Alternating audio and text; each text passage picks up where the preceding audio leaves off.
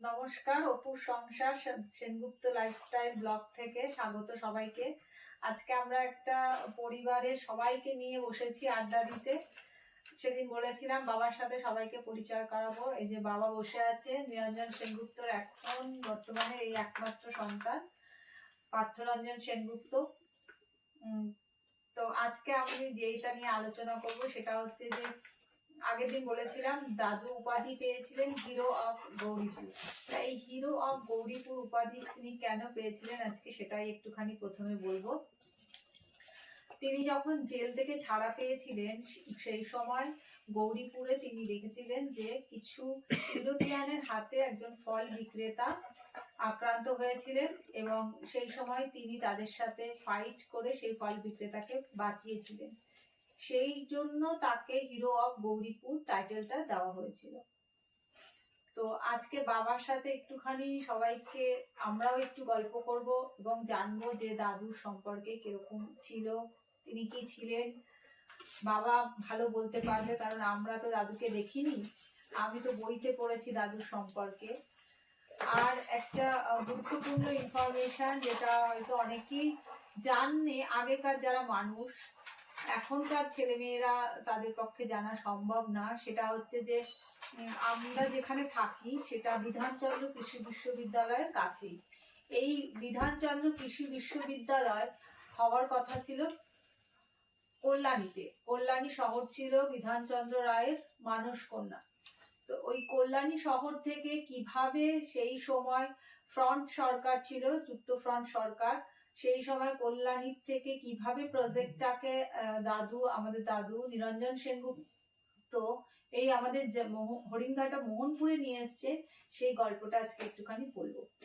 আসলে তিনি বিধানচন্দ্র রায়ের খুব একজন কাছের লোক ছিলেন, কারণ ব্রিটিশরা তাকে যেভাবে টর্চার করেছিল, তো তাকে স্বাধীনতার পর বিধানচন্দ্র রায় সুস্থ করে তুলেছিলেন ট্রিটমেন্টের পর, এবং তিনি চাকরিও পান বিধানচন্দ্র রায়ের হাত ধরে। তারপরে যখন তিনি দেখলেন যে একটা প্রজেক্ট এসছে যেটা কিনা একটা এগ্রিকালচারাল কলেজ এবং রিসার্চ কলেজ তৈরি হচ্ছে কল্যাণীতে, তো তিনি তখন 18 দিন অনশন করেন। তো তার সেই অনশন ভঙ্গ করার জন্য সরকার কথা দিয়েছিলেন তাকে যে অনশন ভঙ্গ করতে। তারা ইউনিভার্সিটিটা তার পছন্দ মতো জায়গা, যে হরিণঘাটা ফার্মের পাশে তিনি বলেছিলেন করতে, সেখানেই পরবর্তীকালে হয়। এই হচ্ছে আরেকটি ইতিহাস যেটা নাকি অনেকের জানা নেই, যে কিভাবে বিধানচন্দ্র কৃষি বিশ্ববিদ্যালয় কল্যাণীর বদলে মোহনপুরে আসলো। এবার আমরা একটু গল্প করব বাবার সাথে দাদুর সম্পর্কে। অনেক অজানা কাহিনী আজকে তুলে ধরবো সবার সামনে। বাবা বলো, তুমি ছোটবেলায় তোমার বাবাকে কোন চোখে দেখেছো, একজন স্বাধীনতা সংগ্রামী হিসেবে নাকি বাবা হিসেবে তিনি কেমন ছিলেন? নমস্কার। আমার বাবার স্বর্গীয় নিরঞ্জন সেনগুপ্ত ছোটবেলায় আমরা তাকে যেটা দেখেছি, তার কর্মজীবনের কতগুলো বিশেষ গুণ ছিল, সেগুলোর উত্তরাধিকার সূত্রে আমরা পেয়েছি কিনা বলতে পারবো না, তবে এইগুলি আমাকে খুব প্রভাবিত করেছিল। বাবা প্রথমে তিনি স্বাধীনতা সংগ্রামী ছিলেন এবং যখন পার্টিশন হলো তারপরে বাবা পশ্চিমবঙ্গে চলে আসেন। তিনি কলকাতায় আসেন 1949 সালে। তিনি কলকাতায় চলে আসেন, গৌরীপুর ছেড়ে ময়মনসিং জেলার অন্তর্গত গৌরীপুর সাব ডিভিশনেই তিনি ছিলেন। সেখান থেকে তিনি কলকাতায় চলে আসেন স্বাধীনতার পরে। এবং এটা একটু বলতে হবে, কারণ তার জীবনশৈলী বা তার জীবনের তিনি যা যা করেছেন সেগুলোর কথা বলতে গেলে তার এটা তাকে বলতে হবে। আমার বাবার জন্ম হয়েছিল 1908 বাংলাদেশের চট্টগ্রাম জেলায় টুটিয়া গ্রামে বাবার জন্ম হয়েছিল। ছোটবেলার থেকেই বাবা যখন থেকে বুঝতে শিখেছিলেন তখন থেকেই স্বাধীনতা আন্দোলনের প্রতি তিনি একদম শ্রদ্ধাশীল হয়ে পড়েন এবং স্বাধীনতা আন্দোলন তাকে খুব প্রভাবিত করে। তিনি পরবর্তী পর্যায়ে অনুশীলনী সমিতির সঙ্গে যুক্ত ছিলেন। তার আগে তিনি চট্টগ্রামে বিভিন্ন সময়ে বিপ্লবী কাজকর্মের সঙ্গে নিজেকে জড়িয়ে ফেলেছিলেন এবং তিনি সেই সময় ব্রিটিশ সরকার এবং তাদের চালাচামুন্ডাদের হাতে তিনি অনেকবার নিগৃহীত হন এবং পরবর্তী পর্যায়ে এমন অবস্থা সৃষ্টি হলো যে তিনি চট্টগ্রাম থেকে বাড়ি ছেড়ে তিনি চলে আসলেন গৌরীপুরে। তদানীন্তন গৌরীপুরের অন্তর্গত কালীপুর বলে একটা জায়গা ছিল। সেখানে যিনি রাজা ছিলেন ধীরেন্দ্রকান্তি সমিতির সঙ্গে তিনি জড়িত হন। তখন মেদিনীপুরের জেলা ম্যাজিস্ট্রেট ছিলেন মিস্টার বার্জ। খুব অত্যাচারী এবং স্বৈরাচারী শাসক ছিলেন। তখন অনুশীলনী সমিতি এবং বাংলার বিপ্লবীরা ঠিক করেন এই বার্জকে কঠোর দণ্ড দিতে হবে, একে এখান থেকে তাড়াতে হবে। সেই জন্য তারা কিছু পরিকল্পনা করেছিলেন। সেখানে আমার বাবাও সেই পরিকল্পনার সঙ্গে যুক্ত ছিলেন এবং সেটা পরে যখন তারা অ্যাকশনে যান বার্জ সাহেবকে এখান থেকে তাড়ানোর জন্য, বার্জ সাহেবকে হত্যা করার জন্য, তখন সেখানে অনেক বিপ্লবী ছিলেন, তার মধ্যে আমার বাবাও ছিলেন।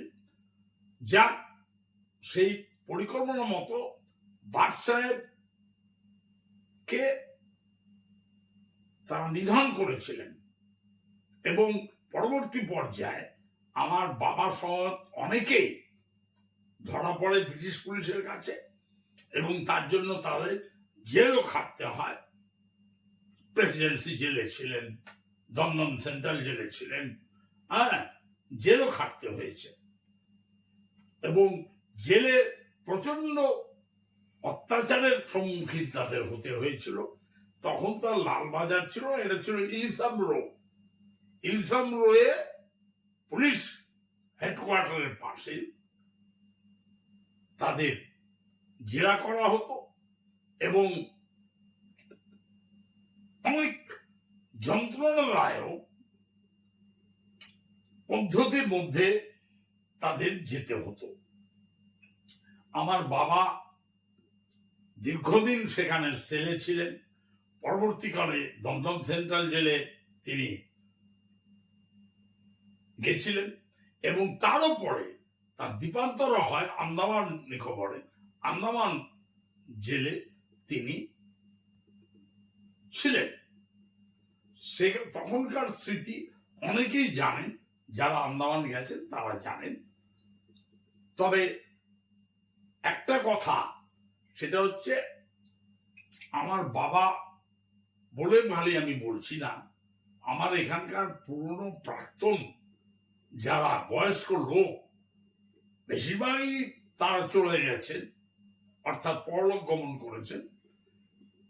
কয়েকজন নামমাত্র এখনো বেঁচে আছেন, তারা যদিও খুব অসুস্থ, তারা সমস্ত জানেন বা তাদের যারা ছেলে মেয়ে বর্তমানে আছে এর মধ্যে আমার অনেকে বন্ধু বান্ধব আছে, তারাও জানেন যে আমার বাবা কেমন মানুষ ছিলেন এবং অত্যন্ত সৎ, দয়ালু, নিষ্ঠাবান, আর সব থেকে বড় কথা হচ্ছে দেশের জন্য তিনি সবসময় আত্মত্যাগ করতে রাজি ছিলেন।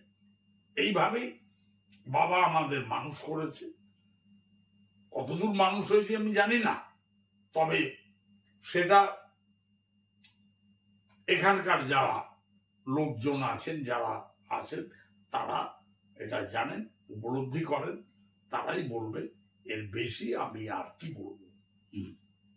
ব্যাস। আসলে আসলে আমরা ভাবিনি কখনো যে এসব নিয়ে আমরা মানুষের সামনে আসব, কিন্তু যখন আমি পড়লাম যে একটা 13 বছরের বাচ্চা প্রথম অ্যারেস্ট হয় ইংরেজদের হাতে, জেল খাটে, তার সত্ত্বেও তার যে নির্ভীকতা, এবং তিনি যতদিন বেঁচে ছিলেন ততদিন নির্ভীক ভাবে বেঁচে ছিলেন, প্রতিবাদী ছিলেন, কখনো অন্যায়ের সাথে আপোষ করেননি। তো তারই মানে পরিবারের সদস্য আমি হতে পারায় সত্যি আমি নিজেকে খুব গর্ববোধ করি। আজকে বাবার সাথে সবাইকে পরিচয় করিয়ে এই যে দাদুর সম্পর্কে যা তথ্য আমরা পেলাম, সে তো যদি আমরা এখন আড্ডায় বসি সারা রাত কেন, কয়েক দিন পার হয়ে যাবে, শেষ হবে না, কথা শেষ হয় না। আরো অনেক অনেক কথা আছে, অজানা তথ্য আছে। তো পরবর্তী অংশগুলোতে আমরা আবার আসবো আপনাদের কাছে। তো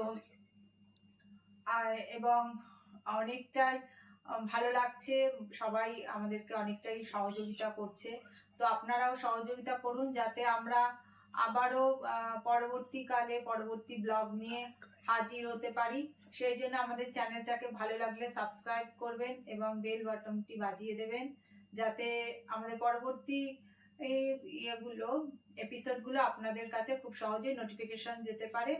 আজকের আড্ডা আমরা এখানেই সমাপ্ত করছি। নমস্কার।